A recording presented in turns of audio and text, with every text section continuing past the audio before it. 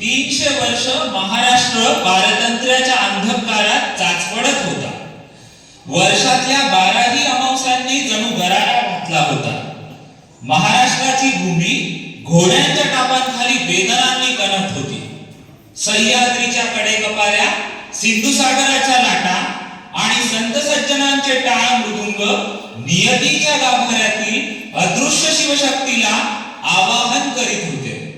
यदा यदा हि धर्मस्य ग्लानिर्भवति भारत अभ्युत्थानं धर्मस्य तदात्मानं सृजाम्यहम्.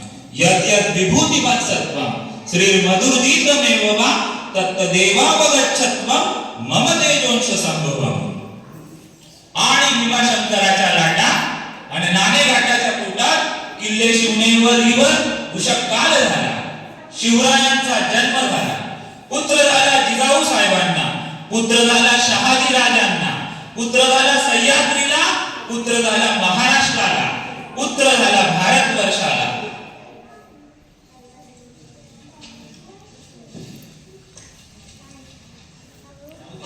काय सांगा